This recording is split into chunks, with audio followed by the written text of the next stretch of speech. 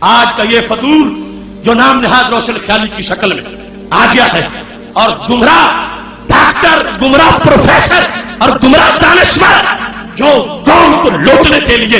اس قسم کی آلودہ افکار کو لوگوں میں پھیلا رہے ہیں، ان سے بچنے کی ضرورت ہے، ورنہ پھر بھی درار آ جائے گی اس پیالے کے اندر جنہوں نے اپنی رائے کو ایمان بنا کر، اپنی رائے کو نبوت کا درجہ دے کر لوگوں کے سامنے پیش کر رکھا ہے۔ ٹھیک ہے حدیث میں یہ آ گیا، مگر میری سوچ یہ کہتی ہے، میں یہ کہتا ہوں میرے نزدیک یہ ہے، نہیں کوئی کسی کا نزدیک کیسے ہوگا جب رسول اللہ صلی اللہ علیہ وسلم نے واضح فرما دیا ہے۔ اس کے آتے ہوئے عقل کو سر تسلیم خم کرنا پڑے گا۔ آج کا مومن، آج کا بعض ینگ جنریشن کا طبقہ وہ کہتے ہیں ہم داڑھی کیوں رکھیں، یہ اس میں یہ چیز ہے، وہ چیز ہے، یہ پسند نہیں، یہ بوجھ ہے۔ تو میں کہتا ہوں نبی علیہ السلام کہیں زیور ہے، تم کون کہ کہتے ہو بوجھ؟ سرکار فرمائے امامہ تاج ہے، تم کون ہو کہ کہو کہ اس کی کوئی حیثیت نہیں ہے؟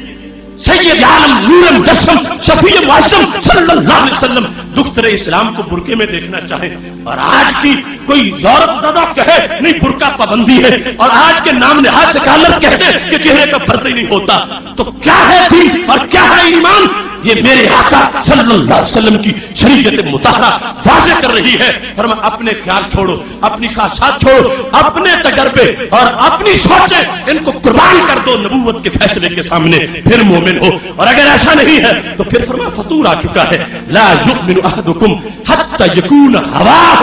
تبعا لما جئت بہ، جب میرے حکم پر جھک جاؤ گے پھر ایمان ہوگا، اور میرے حکم کے سامنے اکڑ جاؤ گے تو پھر ایمان نہیں ہوگا۔ یہ آج کا نام نہاد روشن خیالوں کا فتنہ یہ پہلی بار نہیں، یہ امتحان پہلے بھی ہوتے رہے۔ اکبر جیسے نامراد بھی ایسی روشن خیالی لائے تھے، مگر مسلح کے ایک صوفی نے جن کو مجدد الفیسانی کہا جاتا ہے، تخت شاہی کو لرزہ براندام کر دیا، اور اپنی فکر سے، اپنے قلم کے نور سے انہوں نے حکمران کا دل بدل کے رکھ دیا۔ اکبر کے بعد وہ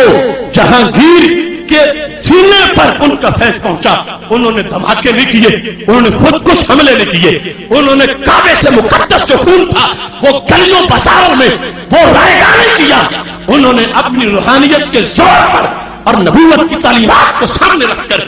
اپنے سینے کا جو انداز تھا جرأت و استقامت کے ساتھ ڈھاٹے میں چھپ کے نہیں برسر میدان آ کر انہوں نے حق بات کی۔ جب اکبر کے دربار کے بعد جہانگیر کے دربار میں ان کو جھکانے کی کوشش کی جا رہی تھی، حضرت مجدد الفسانی کی ناک سے خون بہ نکلا، اتنا دبایا جا رہا تھا، مگر فرمانے لگے ایک ہے کعبہ میرا اور ایک ہی مسجود ہے،